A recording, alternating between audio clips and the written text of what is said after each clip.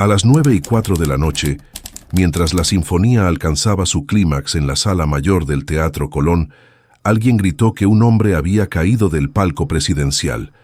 La luz, las manos que se alzaban, el eco de panes tragados por la música, todo sirvió de telón para una forma precisa de estupor. El ministro Ricardo Moro, figura conocida y respetada, yacía en el foso, aturdido, con la cabeza apoyada contra el borde de la orquesta. No había sangre, no había lucha, solo un cuerpo que se había desplomado, donde la vista pública lo encontró.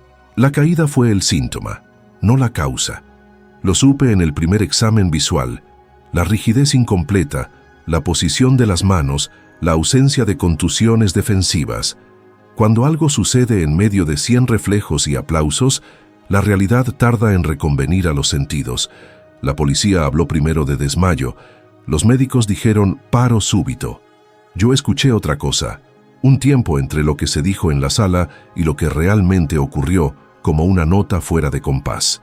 El palco presidencial es un microcosmos de poder. Cortinas, asientos con chapas doradas, un pequeño atril con una insignia y una barra baja que separa a los mandatarios del mundo. Nadie vio al ministro caer desde dentro.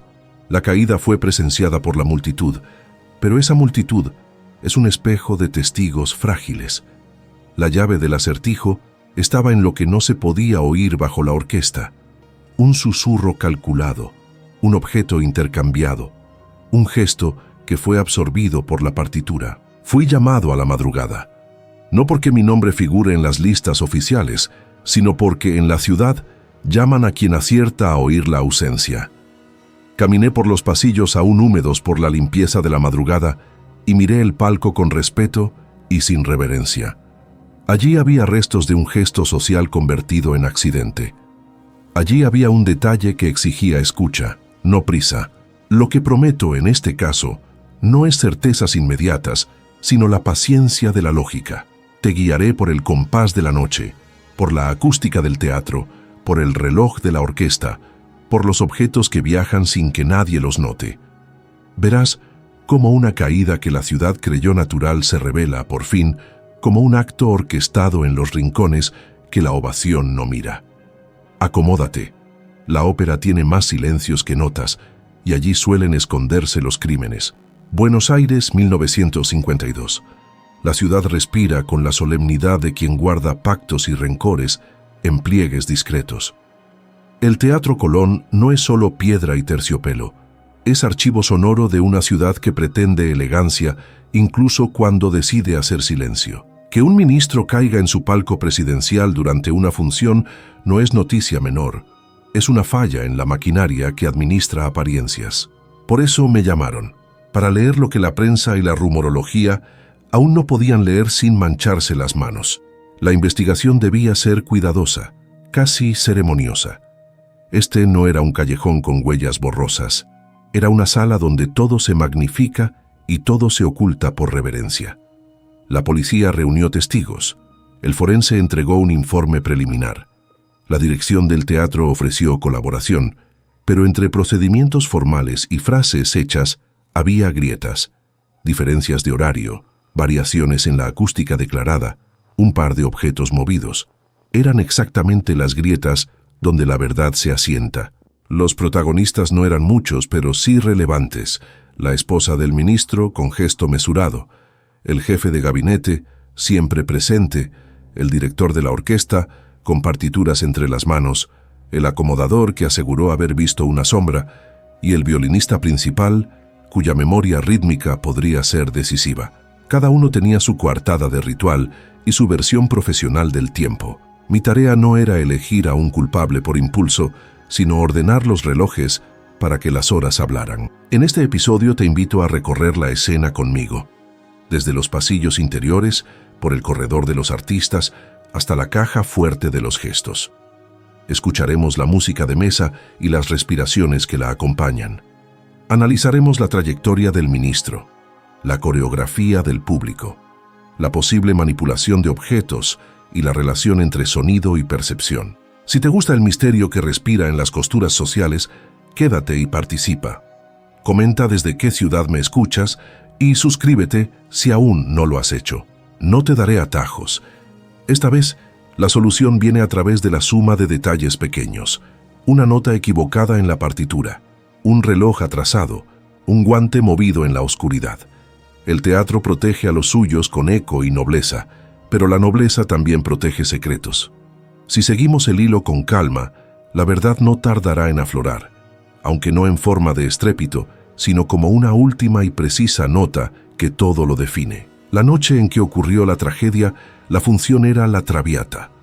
Una temporada solemne, afluencia de funcionarios y diplomáticos, un público que aplaudía con modales de hierro. El palco presidencial se ubica a la izquierda de la sala, elevado, con visión privilegiada, y con una discreta separación que mantiene al poder confortablemente observado. Vi el lugar vacío a primera hora de la mañana y lo vi poblado de indicios.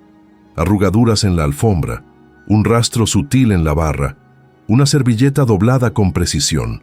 El ministro apareció en el palco a las 8:30, según los registros de recepción. Vestía frac, saludó con asentimiento a conocidos y se sentó en el centro. El director de orquesta recibió la señal y el primer acto comenzó. Los testigos situaron la caída en el segundo compás del acto tercero, cuando la orquesta buscaba un crescendo que acaricia los pechos.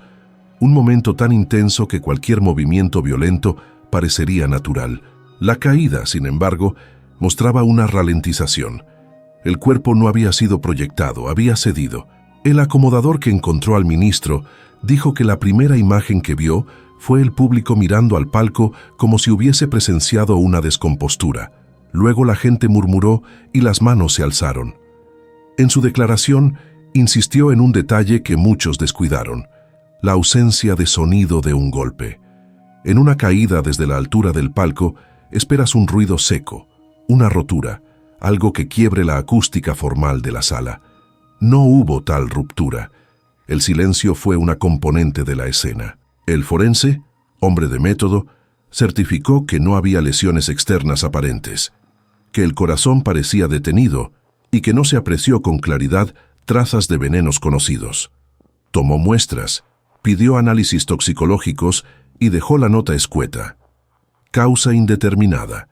Se requiere complemento. La nota, fría en su redacción, era una invitación para que alguien trajera paciencia y técnica. Yo no buscaba sangre, buscaba tiempo y manera. Los asesinos a veces prefieren que la muerte sea una firma, no un estruendo. La música complica la memoria. Alguien aplaude en el crescendo y el golpe visual se pierde entre manos. Le pregunté al violinista principal sobre el lapso en cuestión. Su memoria es una partitura. Recuerda entradas, silencios y errores.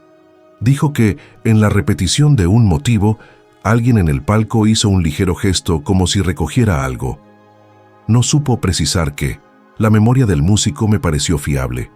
Hay personas cuyo oficio registra tiempo como otros registran huellas. Hablé con la señora Moro. Vestía negro, velo discreto, y habló con la compostura de quien ya está enseñada a perder en público. Dijo que su marido se sintió mal de pronto. Se inclinó, luego cayó. Su versión era la de quien no desea imaginar sustitutos para la naturaleza. Observé su anillo, la manera en que apretaba la bolsa, un gesto repetido que me habló de costumbres. Los hechos no negaban su testimonio, pero la congruencia emotiva no es prueba. Examiné el palco, la baranda que lo separa de la sala, la inclinación de la butaca, la disposición de los objetos sobre la mesita lateral. Encontré un guante de cuero plegado bajo la almohada de brazo. No parecía del ministro. Estaba bien hecho, fino, sin manchas. Un guante puede ser una pista o un señuelo. Lo guardé en una bolsa de evidencia. Su textura era la de una mano que no deseaba ensuciarse. El cronograma de la función era exacto. La orquesta marcaba el tiempo, el coro entonaba, las luces obedecían a un operador. Pregunté por los relojes, el del director, el del acomodador, el del minutero en la cabina técnica. Hubo pequeñas discrepancias. El reloj del director estaba 1 minuto adelantado, el reloj del acomodador en 0. La cabina técnica reportó un leve retraso en la ejecución del crescendo por ajuste de tempo. Un desfase de tiempos, pensé, puede ser más culpable que una mano. Murieron pocas verdades aquella noche. El ministro no fue visto torcerse o quejarse antes de la caída por la mayoría. Unos pocos aseguraron que había hablado por teléfono antes de entrar al palco, otros que había ingerido un sorbo de brandy. Indagué la copa. En su contorno no hallé hoja de aceite ni rastro químico visible. Pedí al laboratorio que analice la copa y la servilleta. La ciencia es paciente. Yo prefería no adelantar conclusiones antes de que la técnica las apoye. Antes de dejar el teatro miré el corredor que conduce desde el backstage al palco presidencial. Es un pasaje estrecho, con varios armarios de utilería y una salida de servicio que desemboca en la calle lateral. Caminé por allí en silencio y percibí el eco. La madera guarda memoria. Algo en ese corredor, algo que no aparece en los testimonios de la sala, sostiene la explicación. Las mejores escenas del crimen no se cometen donde la multitud mira. Se cometen donde la acústica será cómplice. Regresé al palco con los técnicos y pedí que mantuvieran la disposición exacta de la noche. Mismas sillas, misma mesita, misma guitarra de utilería, si la había. Quería reproducir la escena sin ruido de público, solo con la orquesta en sala seca, para medir ecos. La acústica del Colón es generosa, convierte un susurro en un relato. Es allí donde supe que la verdad podía ser una onda. Colocamos micrófonos en puntos estratégicos, detrás de la cortina, frente a la baranda, dentro del pasillo. Grabamos una réplica interpretada por el propio violinista. En la reproducción, una nota prolongada del segundo acto encubre un sonido de roce breve, como el desplazamiento de un objeto contra madera. Ese roce, al cruzarse con la nota, quedó casi inaudible, pero registrado por la cinta. La cinta no miente. Analicé la grabación con calma. Un sonido de roce a las 21:03:18, una exhalación leve a las 21:03:21, una caída registrada como impacto al 21:03:23. Si la caída ocurrió a 21:03:23, la causa pudo haberse producido antes. Calculo y contracalculo. Alguien manipuló un objeto que, por un tiempo calculado, provocó el efecto letal o de desestabilización. El objeto no era un arma tradicional. Su acción dependía de tiempo y posición. Revisé el pasillo de servicio. Allí encontré huellas mínimas de polvo desplazado en uno de los armarios de utilería, unas marcas de suela distinta a las habituales del personal. También hallé una brizna de tela brillante atrapada en una esquina del armario, como si un guante ligero hubiese rozado al salir. El rastro era diminuto, suficiente para alguien que sabe moverse sin ser notado. El utilero jefe me dijo que aquella noche se había retirado temprano. Sin embargo, reconoció que una caja de utilería había sido movida esa tarde por un mensajero externo, con autorización verbal del jefe de producción. El mensajero figuraba en los registros como de servicio técnico y había firmado con un nombre que sonaba extranjero. Todo el entramado parecía avanzar en la línea de una operativa con acceso permitido y apariencia inocua. Interrogué al mensajero registrado. Era un joven de aspecto anónimo que declaró haber entregado una caja con pequeños accesorios.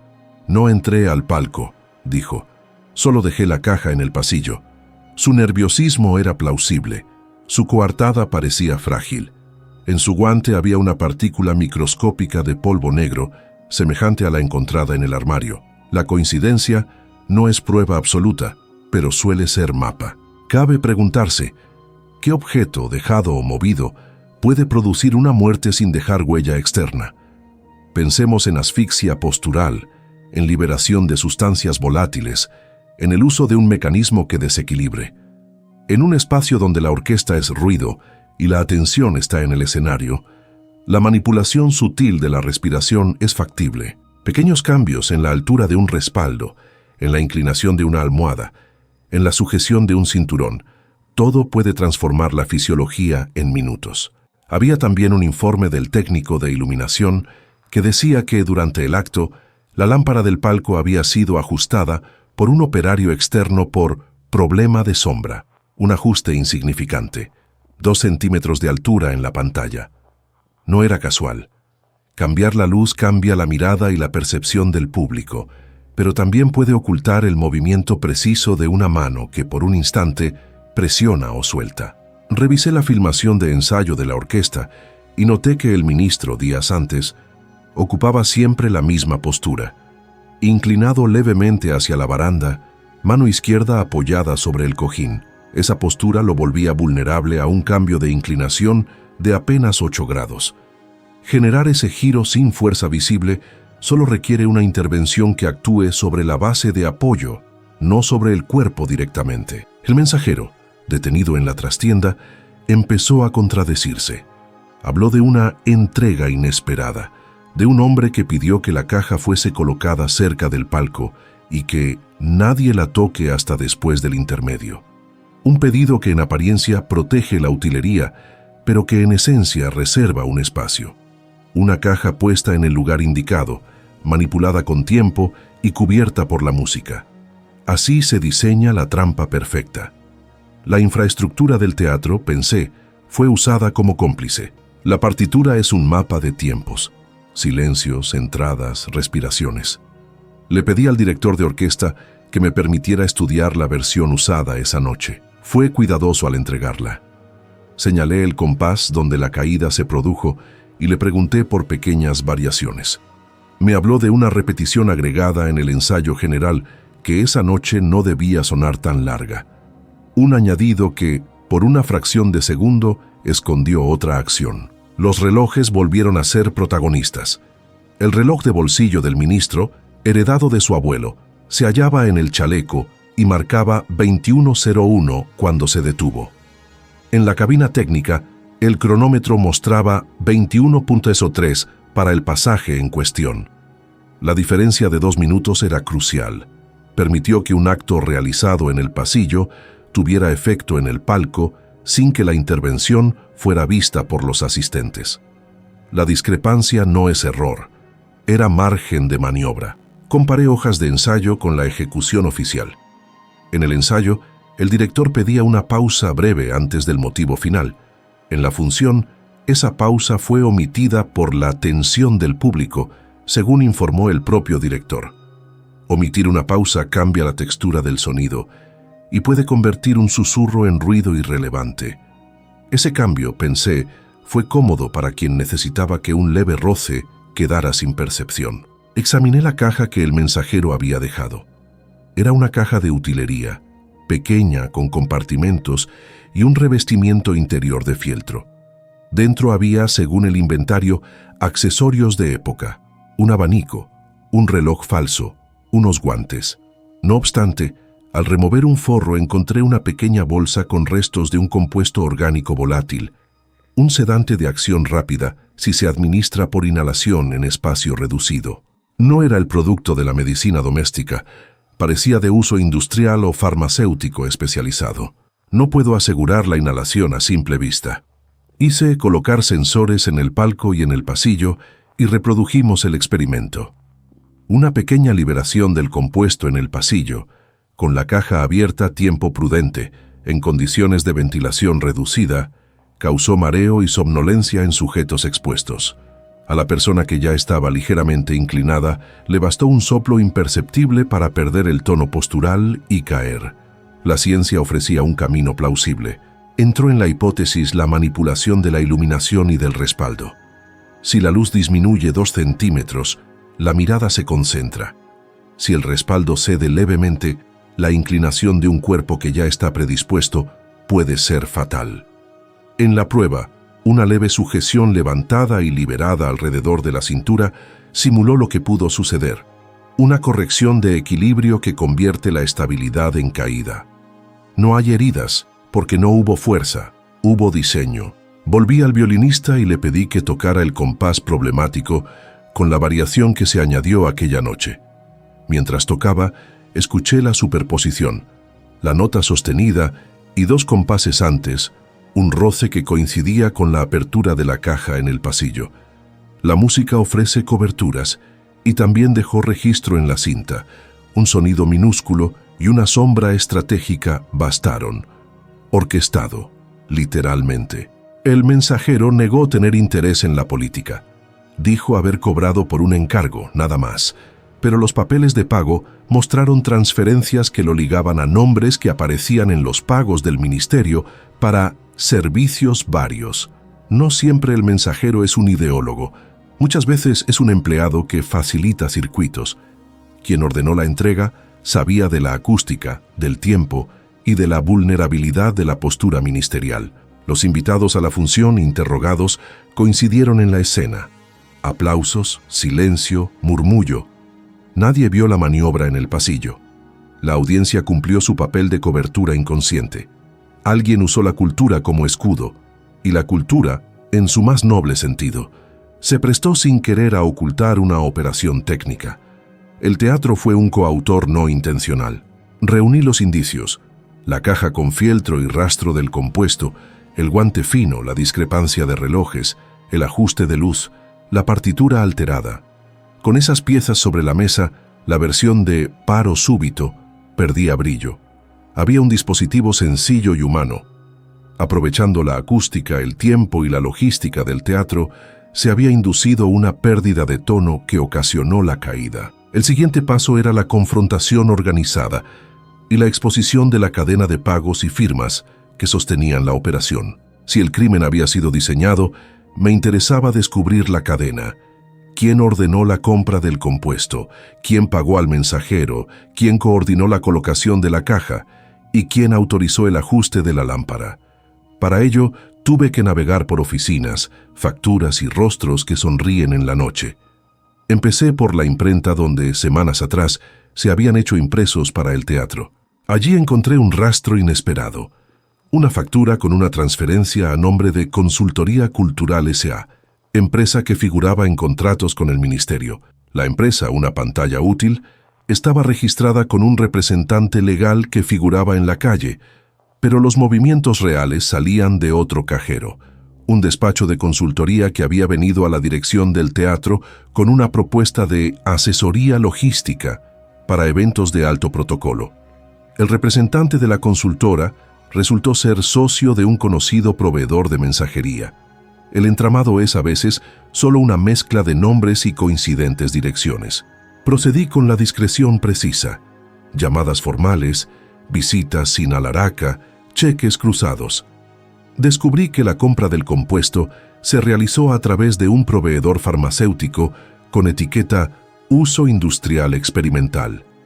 El pago fue fraccionado y apareció vinculado a una cuenta que, a su vez, recibía fondos etiquetados como servicios de seguridad desde la cartera del ministerio. Esta ruta financiera es la que convierte una operación técnica en algo con firma institucional. Llevé esa información al jefe de gabinete, quien negó conocer transacciones irregulares. Dijo que la seguridad del ministro gestionaba recursos. Insistí, y el funcionario, preso por la evidencia documental, admitió que había un esquema de control de riesgos, un protocolo para neutralizar filtraciones embarazosas, que en teoría implicaba medidas administrativas y no acciones físicas. Si ese protocolo existía, alguien lo llevó más allá de lo previsto. Entre las firmas y los cheques apareció un nombre que hace sobresaltar: un asesor político muy cercano al ministro encargado de mantener la disciplina informativa.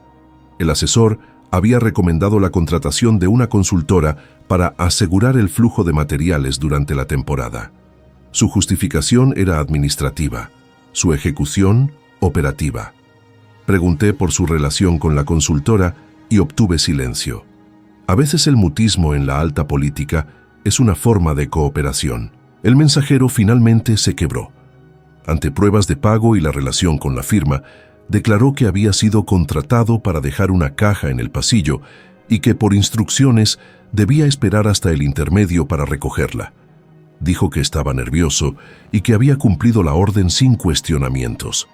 Me dieron instrucciones claras y me dieron un nombre, dijo. El nombre coincidía con la de una cuenta destinado a mantenimiento discreto. Con la declaración el cuadro se completaba. La caja había sido colocada deliberadamente, con un interior diseñado para liberar un compuesto en el tiempo oportuno.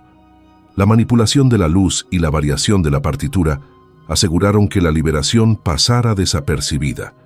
La combinación produjo la pérdida de tono en un hombre vulnerable por su postura.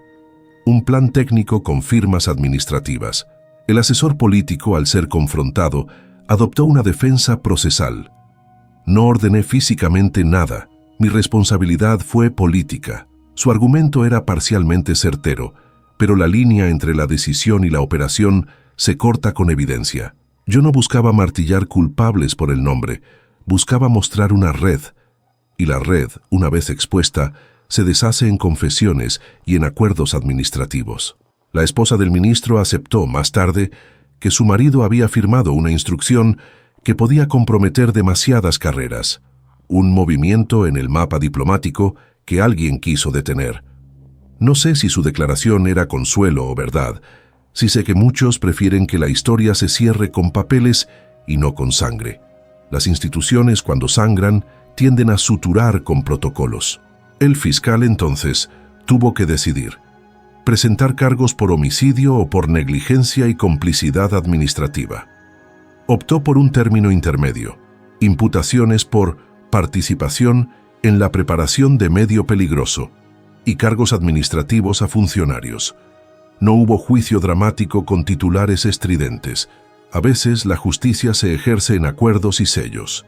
Para el público, la historia quedaría como un accidente con sombras. Para quienes investigamos, quedaba claro que la caída era la consecuencia visible de una decisión invisible. Con las confesiones a medias y documentos en mano, la reconstrucción pública fue inevitable. Organicé una demostración en el teatro con técnicos. Reproduciríamos la secuencia, mostraríamos la caja, el compuesto y la coincidencia de tiempos. No buscaba humillar, buscaba que la evidencia se sostuviera ante la lógica. La música se tocó, y los asistentes observaron cómo un pequeño flujo de gas liberado por una caja cerrada en el pasillo, con ventilación limitada, producía en minutos el efecto de somnolencia. Puse especial énfasis en la partitura alterada.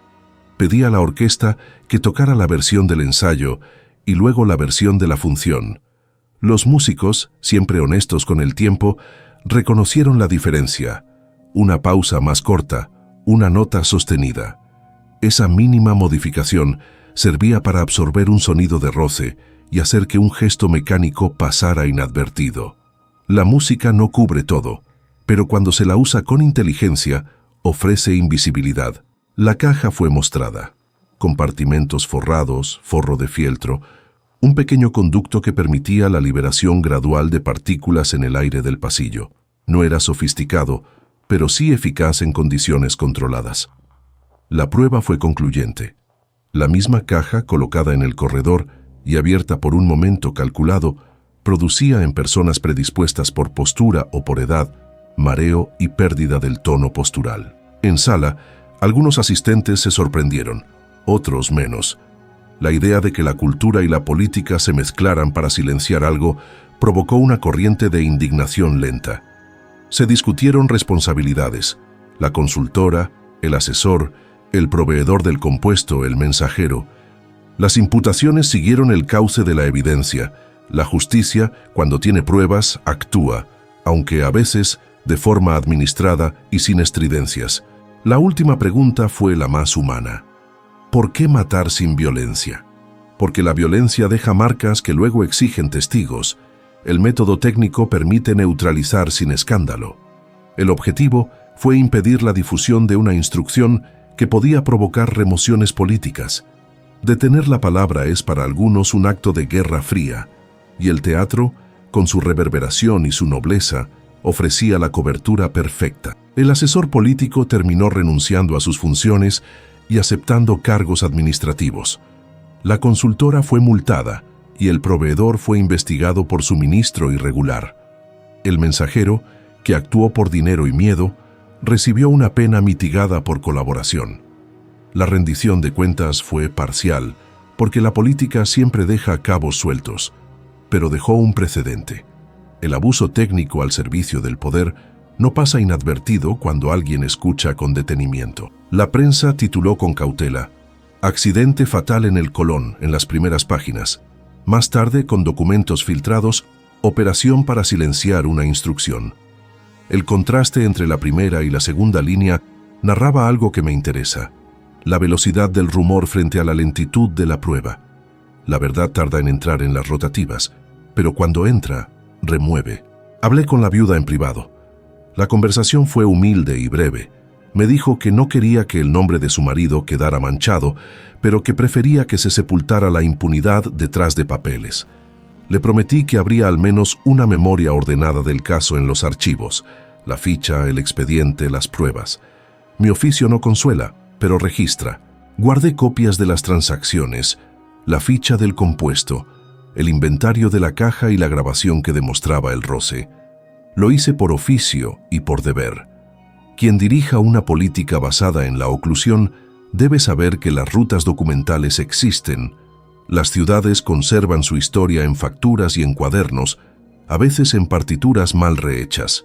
La memoria es la forma más resistente de la justicia. La función continuó semanas después, con otra tensión latente en el público. La cultura no se detiene, se adapta. El Colón volvió a llenarse de manos y notas, y el ministerio reorganizó agendas. Para mí quedó la constatación: el crimen usó el arte como escudo y la política como ruta. Cuando el ruido cubre el gesto, queda la labor de ordenar el silencio. Esa labor hice, ordenar piezas para que la ciudad supiera lo que había ocurrido. Cerré el expediente con una mezcla amarga de satisfacción y fatiga. La técnica había quedado expuesta, la cadena administrativa señalada, y la justicia había tomado medidas que, aunque no restituyeron la vida del ministro, sí dejaron una marca. La imposibilidad de usar la escena cultural como un recurso impune. A veces, la victoria de la verdad es lenta, llena de papeles, de acuerdos y de renuncias. No es épica, pero es necesaria. Aprendí en este caso que no siempre la violencia es ruidosa ni la maldad ostenta su rostro. Hay crímenes diseñados por manos que no se manchan, por administradores que calculan efectos y delegan la ejecución a quien solo cumple órdenes. La lección para mí fue sencilla: escuchar. Escuchar la música, pero también la pausa que oculta un roce. Leer la partitura y observar la alteración mínima. Seguir la ruta del dinero y del gesto. Me fui del Teatro Colón con la sensación de haber desgranado un pequeño mecanismo. En mi carpeta guardo la copia de la grabación, la factura de la consultora, la bolsa con el guante y la ficha del compuesto. No son trofeos, son documentos. Documentos que la ciudad tendrá si alguna vez decide recordar con más rigor que elogio. Si alguna vez vuelven al Colón y sienten un silencio que pesa más que la música, recuerden: la ópera no solo cuenta tramas antiguas, a veces las aloja. Y en esos intersticios cabe la decisión de algunos por silenciar aquello que la verdad amenazaba con nombrar. Yo fui testigo de una de esas decisiones y la escuché.